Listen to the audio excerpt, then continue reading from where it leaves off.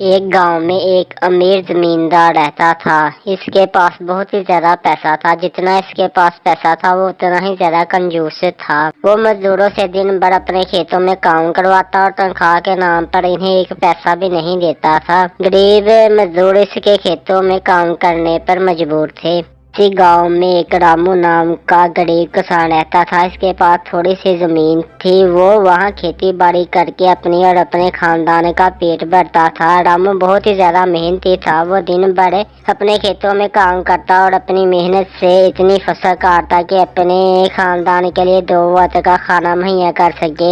سیٹھ کے پاس رامو سے زیادہ زمین تھی۔ وہ رامو کی محنت کو دیکھ کر حیران رہ گیا کہ رامو اتنی چھوٹی سی زمین پر اتنی فصل کیسے اگاتا ہے۔ ایک سال گاؤں میں شدید خشک سالی ہوئی۔ بارش نہ ہونے سے کھیت اور کھلیان سوکھنے لگے۔ غریب کسانوں کے پاس پانی کا کوئی ذریعہ نہیں تھا۔ وہ بارش کے پانی سے ہی اپنی فصلیں اگاتے تھے، اس لیے گاؤں کے سارے کسانوں کی فصلیں برباد ہو گئی۔ رامو کے ساتھ بھی ایسا ہی ہوا۔ وہ اپنے چھوٹے سے زمین پر کھیتی باڑی کر کر اپنے اور اپنے گھر والوں کا پیٹ بھرتا تھا۔ اب انہیں بھوک سے مرنے کا خوف تھا، اس لیے وہ گاؤں کے زمیندار کے پاس کچھ قرض مانگنے گیا۔ زمیندار کنجوس تھا۔ اس نے سوچا کہ اگر اس نے رامو کو پیسے دیے تو اسے وہ پیسے واپسی نہیں ملیں گے، اس لیے اس نے رامو سے اپنی کھیتوں میں کام کروانے کا سوچا۔ اس نے سوچا کہ رامو محنتی بھی ہے اور مجبور بھی، میں اسے کم پیسے دے کر اس سے 2 گنا کام کرواؤں گا۔ اس نے رامو سے کہا، دیکھو رامو، میں تمہیں قرض نہیں دے سکتا، لیکن ہاں میں تمہاری مدد کر سکتا ہوں۔ میں تمہیں اپنی کھیتوں میں مزدور رکھ سکتا ہوں۔ میں تمہیں ماہانہ 1000 روپے تنخواہ دوں گا۔ لیکن مالک، دوسرے مزدوروں کو تو مہینے کے 2000 روپے ملتے ہیں۔ رامو نے سیٹھ سے یہ کہا، دیکھو رامو، اگر تمہیں کام کرنا ہے تو کرو، ورنہ میرے پاس مزدوروں کی کوئی کمی نہیں ہے۔ سیٹھ نے رامو سے یہ کہا۔ بے بس رامو کیا کرتا، وہ مان گیا اور گھر واپس چلا گیا۔ اگلے دن سے وہ زمیندار کے کھیتوں میں کام کرنے لگا۔ وہ ایک محنتی تھا۔ اس نے بہت محنت اور لگن سے کام کیا۔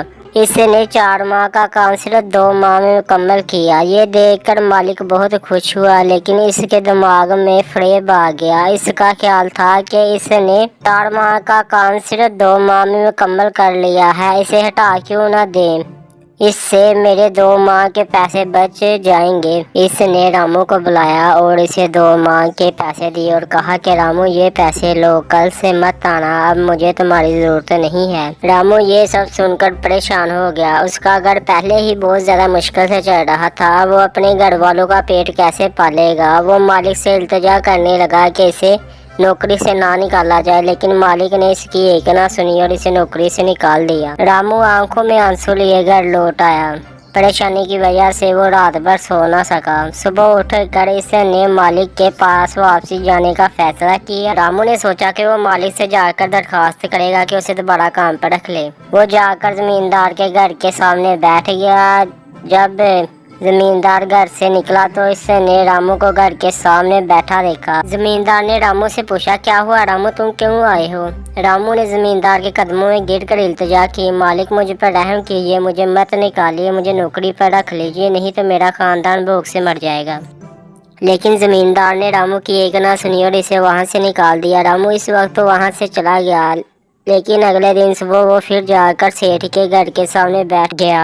زمیندار نے رامو کو وہاں سے دھکے اور بددعائیں دے کر نکال دیا۔ اب یہ سلسلہ ہر روز ہونے لگا۔ رامو روز جا کر مالک کے سامنے بیٹھ جاتا اور مالک وہاں سے اسے بھگا دیتا۔ یہ بات پورے گاؤں میں مشہور ہوگی۔ سب نے زمیندار کو اچھا برا کہنا شروع کر دیا۔ آ کر زمیندار نے سوچا کیوں نہ کچھ دنوں کے لیے گھر والوں کے ساتھ دوسرے گاؤں چلا جاؤں، مجھے گھر میں نہ دیکھ کر رامو یہاں آنا چھوڑ دے گا۔ اگلے دن وہ اپنے خاندان کے ساتھ دوسرے گاؤں میں اپنے رشتے داروں کے گھر چلا گیا۔ جب وہ اپنے رشتے داروں کے گھر 10-15 دن رہنے کے بعد واپسی آیا تو اسے اپنے گھر کے سامنے رامو بیٹھا نہیں ملا۔ دل ہی دل میں خوش تھا کہ وہ اس سے آزاد ہو گیا، لیکن وہ حیران بھی تھا کہ رامو نے آنا کیوں چھوڑ دیا۔ جب اس نے گاؤں والوں کو بلا کر پوچھا تو معلوم ہوا کہ رامو زخمی ہو کر گھر میں پڑا ہے۔ سیٹھ نے پوچھا، اسے کیا ہوا؟